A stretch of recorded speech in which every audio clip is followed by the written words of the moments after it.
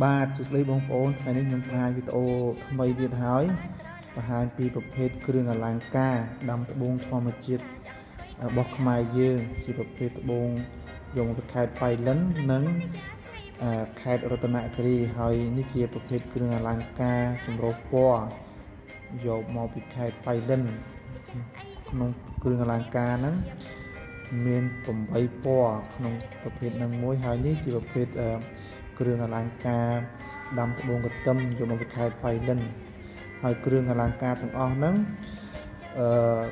អតិថិជនគាត់កំងទៅតាមតម្រូវចិត្តរបស់គាត់មួយទៅតាមប្រភេទដែលគាត់ពេញចិត្តតែគាត់អត់បានយកទៅទេដោយសារគាត់នៅឆ្ងាយហើយចំពេលមានវិបត្តិសង្គមកើតឡើងគឺវិបត្តិសកលនៅអញ្ចឹងគាត់ធ្វើហើយ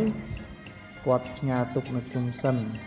ដល់ពេលចប់វិបត្តិសកលគឺបញ្ហាជំងឺ Covid គាត់មកលេងស្រុកខ្មែរគាត់មកយកពីខ្ញុំហើយបើសិនបងប្អូននៅឆ្ងាយករណីបងប្អូននៅឆ្ងាយខុសពីស្រុកខ្មែរដូចជានៅខាងអឺរ៉ុបនៅបារាំងកាណាដាអីចឹងទៅនៅស្វីសហើយនៅខាងអាមេរិកនៅខាងអូស្ត្រាលីគាត់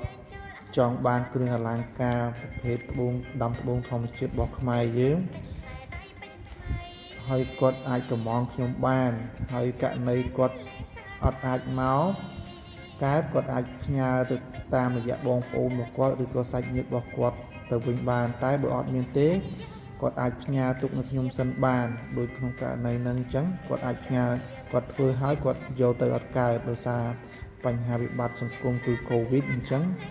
គាត់ផ្ញើទុកនឹងខ្ញុំសិនចាំពេលចប់គាត់យកទៅវិញតែករណីហ្នឹងដូចគ្នាដែរបើសិនបងប្អូននៅឆ្ងាយ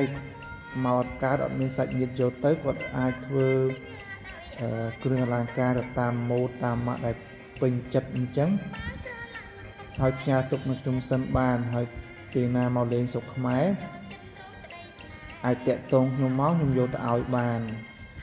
ហើយគ្រឿងអលង្ការរបស់ខ្ញុំគឺធានាធម្មជាតិរបស់ខ្មែរយើងអត់ខ្លាំងខ្លាយបើមើលទៅមានបញ្ហាបងប្អូនអាចចូលលុយវិញបានបើសិនមើលទៅឃើញខ្លាំងខ្លាយហើយបើសិនបងប្អូនមានចំណាប់អារម្មណ៍ចង់បានអាចតាក់ទងតាមលេខទូរស័ព្ទខ្ញុំគឺ098 688 001លេខហ្នឹងគឺលេខទូរស័ព្ទដៃខ្ញុំផ្ទាល់ហើយបងប្អូននៅឆ្ងាយអាចតាក់ទងមានជម្រើសច្រើនអាចតាក់ទងតាម WhatsApp ក៏ប្រើលេខទូរស័ព្ទហ្នឹង LINE ក៏ប្រើលេខទូរស័ព្ទហ្នឹង Telegram ក៏ប្រើលេខទូរស័ព្ទហ្នឹងតែមួយដែរលេខហ្នឹងតែមួយអញ្ចឹងអាចតាក់ទងតាមទូរស័ព្ទហ្នឹងតាម WhatsApp ក៏បានតាម LINE ក៏បានតាម Telegram ហ្នឹងបានតាមលេខតែមួយហើយមានតាម Facebook ដែរ Facebook ខ្ញុំគឺសរសេរជាអក្សរខ្មែរគឺខាងលក់ត្បូងធម្មជាតិពិតអក្សរខ្មែរហើយជាភាសាអង់គ្លេសមួយទៀតគឺខាង James Seller ខាងហ្នឹងអក្សរ THAING ហើយ James GEM ហើយ Seller ហ្នឹងឈ្មោះ account Facebook ខ្ញុំហើយនេះជាប្រភេទខ្សែដៃនិងខ្សែករបស់ខេត្តរតនគិរី6ពណ៌សុទ្ធហើយបើសិនមើលទៅមានបញ្ហាបងប្អូនអាចដូរយកលុយវិញបានទាំងអស់ហើយសូមអភ័យទោសបើមានបញ្ហាឆ្គងអីអញ្ចឹងជួបគ្នាវីដេអូលើកក្រោយទៀតបាយ